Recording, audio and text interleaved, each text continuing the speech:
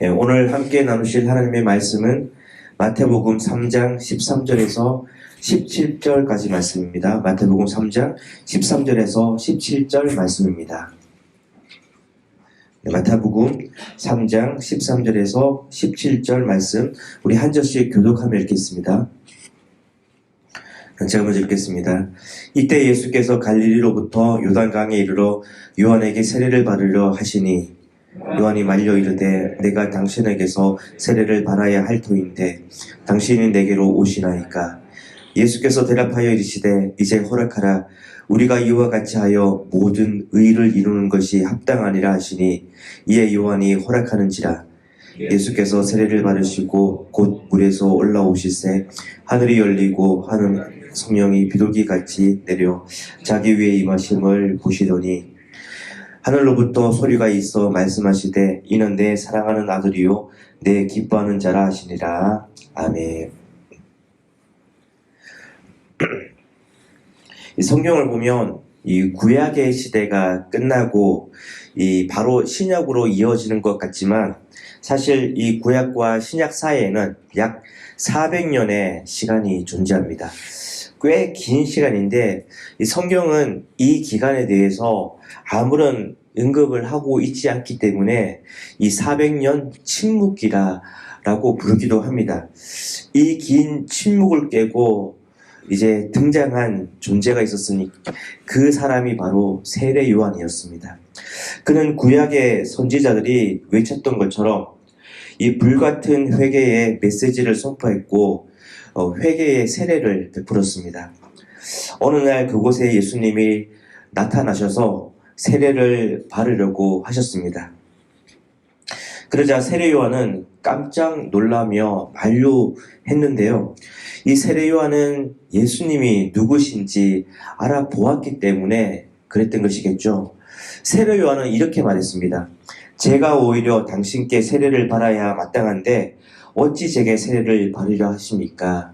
이렇게 세례 요한은 말씀을 했었는데 이 말은 정확한 말이었습니다. 예수님은 죄가 없으신 하나님이십니다. 그 말은 회개의 세례를 받을 이유가 없으셨다는 말입니다. 그런데 예수님은 친히 회개의 세례를 받으셨습니다. 왜일까요? 인간의 죄를 대신 짊어지시고 그로 통해 인간을 죄에서 구하시려는 그 길을 선택하셨기 때문입니다. 이것이 하나님의 의를 이루는 것이고 바로 복음입니다. 이 은혜의 복음 앞에 사실 우리의 공로는 아무런 의미가 없습니다.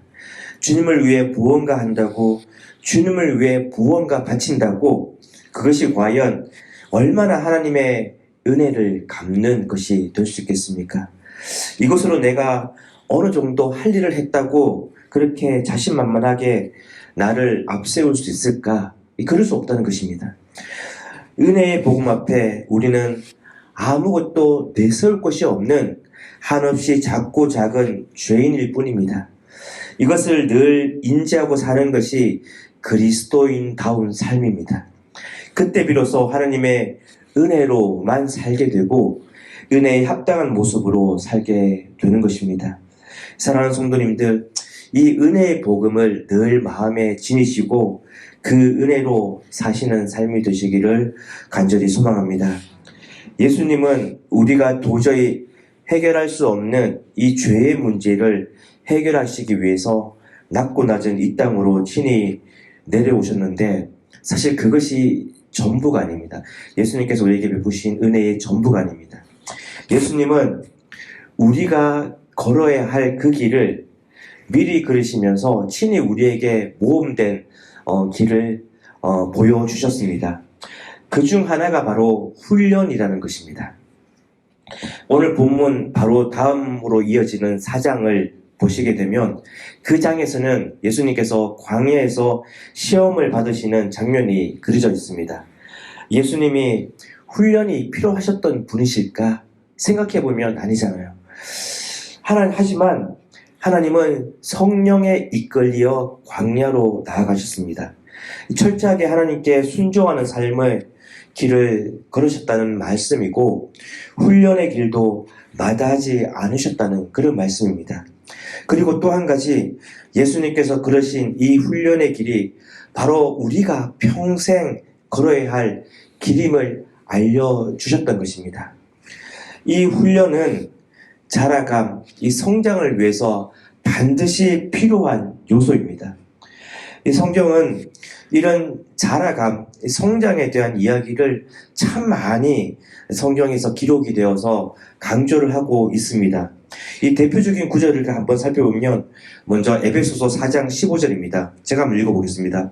오직 사랑 안에서 참된 것을 하여 범사에 그에게까지 자랄지니 그는 머리니 곧 그리스도라.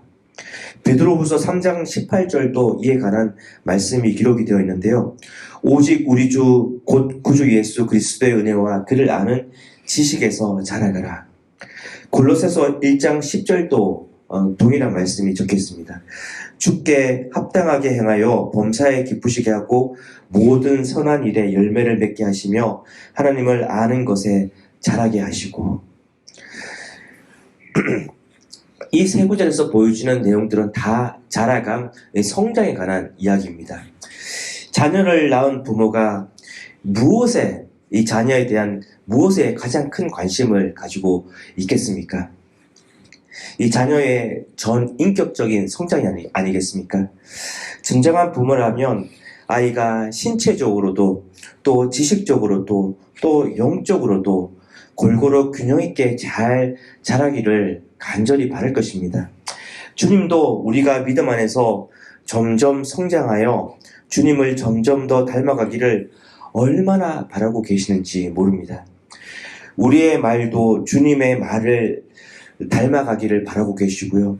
우리의 행동도 주님을 닮아가기를 간절히 바라고 계실 것이고, 우리의 생각과 마음과 감정과 의지까지도 점점 더 주님을 닮아 성장하기를 바라고 계실 것입니다.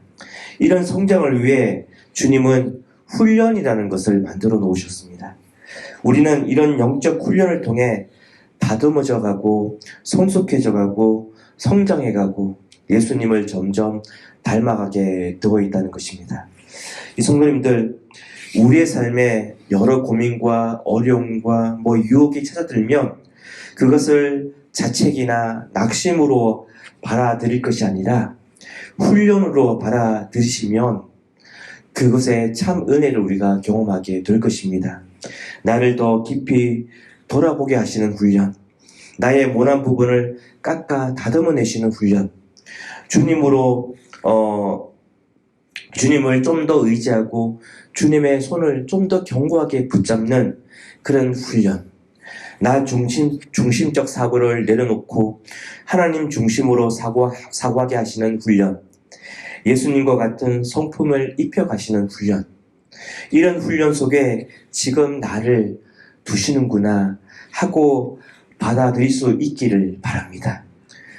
주님께서 우리를 훈련시키실 때 가장 우리에게 먼저 하시는 일이 있는데 그것은 바로 정체성이라는 것입니다. 정체성을 확고하게 하시는 일을 먼저 하시는데요. 이 예수님께서 본격적인 사역을 시작하시기 전에 세례 요한에게 세례를 받으시고 물에서 올라오실 때 하늘이 열리고 또 하나님의 성령이 비둘기같이 자신에게 내려오심을 보았다라고 기록이 되어 있습니다. 그리고 하늘로부터 이런 음성이 들렸는데 이는 내 사랑하는 아들이요 내 기뻐하는 자라 하시니라. 이런 음성이 들렸습니다. 하나님은 훈련이라는 자리에 앞서서 이 사명이라는 자리에 앞서서 먼저 예수님의 정체성을 명확하게 말씀해 주셨습니다. 이 성경에는 이런 장면이 계속해서 등장을 합니다. 이 아브라함을 부르실 때도 훈련과 사명의 자리로 그냥 내모시지 않고 아브라함의 정체성부터 말씀을 해 주셨는데 바로 내가 너로 큰 민족을 이루고 내게 복을 주어 내 이름을 창대하게 하더니 너는 복이 될지라 라고 말씀을 먼저 하셨다는 것입니다. 여기서 내가라는 말씀을 강조하셨습니다. 바로 하나님을 말씀하고 계시죠. 아브라함의 모든 삶의 근원이자 모든 행동의 근원, 또 복을 주시는 분은 바로 하나님이시라는 말씀입니다. 아브라함이 훈련의 길을 걷게 하시는 것도 하나님이시고 그 훈련으로 사명을 이루게 하시는 분도 하나님이시라는 말씀입니다. 이 정체성, 하나님으로부터 시작되는 그 정체성을 명확히 하신 후에 아브라함을 훈련의 길, 사명의 길로 내모셨습니다. 모세도 마찬가지입니다. 모세를 부르신 하나님은 들렁 이 훈련과 사명의 자리로 내모시지 않으셨고 모세의 정체성부터 명확하게 알려주셨습니다. 출애굽기 3장 5절에서 6절이 바로 이 내용을 기록하고 있는데요. 제가 한번 읽어보겠습니다. 하나님이 이르시되 이리로 가까이 오지 말라. 내가 선 곳은 거룩한 땅이니 내 발에서 신을 벗으라. 또 이르시되 나는 내 조상의 하나님이니 아브라함의 하나님, 이삭의 하나님, 야곱의 하나님이라. 모세를 찾아오신 하나님은 당신이 누구이신지를 명확하게 밝히셨습니다. 하나님은 인간이 감히 근접조차 할 수 없는 죄를 가진 인간이 다가서면 다 소멸될 수밖에 없는 그런 거룩하고도 초월적인 분이시라는 사실을 말씀하셨고요.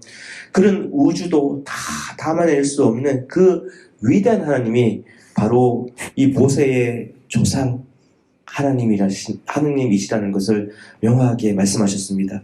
하나님의 정체성을 밝히셨는데 그 하나님의 정체성에서부터 이 모세의 정체성이 나옵니다.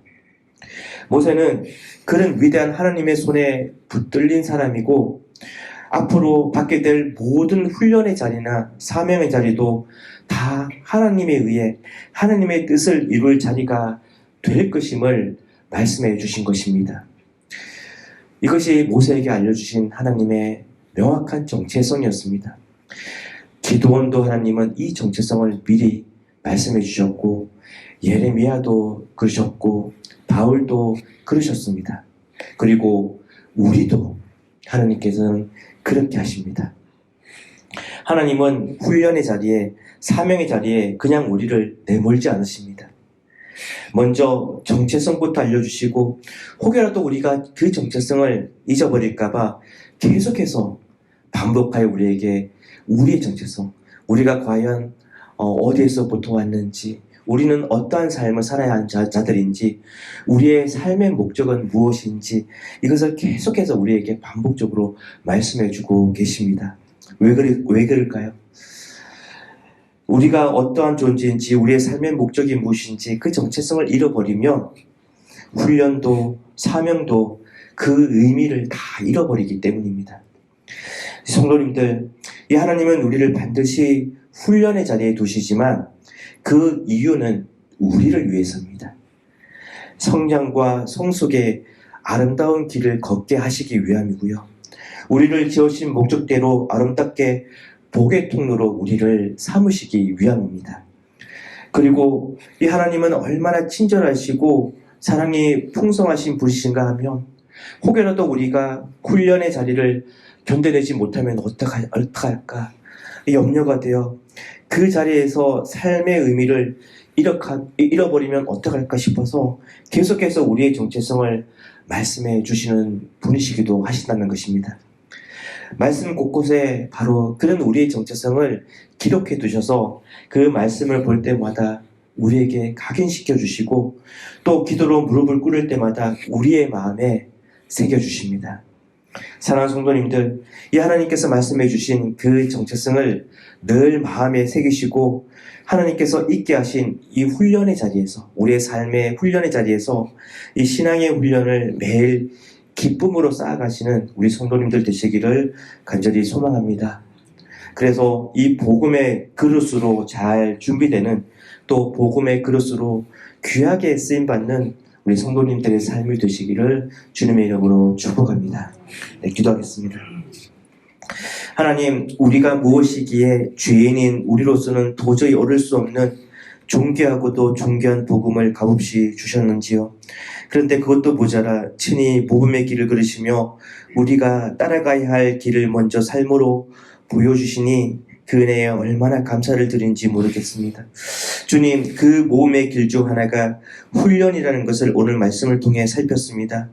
예수님께서도 친히 걸으셨던 그 훈련의 길을 우리도 반드시 걸어야 함을 늘 잊지 않게 해주시고, 그 길에서 우리를 아름답게 빚어내시어 복음의 귀한 그릇으로 만들어 가시는 주님의 손에 우리를 늘 맡겨드리는 삶이 되게 해 주셨소서. 그래서 빚으시는 성장과 성숙의 기쁨을 늘 누릴 수 있게 해 주시옵소서. 하나님, 혹여라도 훈련의 자리에서 의미를 잃어버릴까 싶으셔서 우리에게 늘 존재적 정체성과 목적의 정체성을 일러주시는 그 주님의 음성을 성경 말씀을 통해 늘 확인하고 새기며 살게 해 주시옵소서. 오늘 하루도 하나님께서 주신 자리에서 기쁨으로 신앙훈련을 쌓아가는 하루가 되기를 간절히 바라며 예수님의 이름으로 기도합니다. 아멘.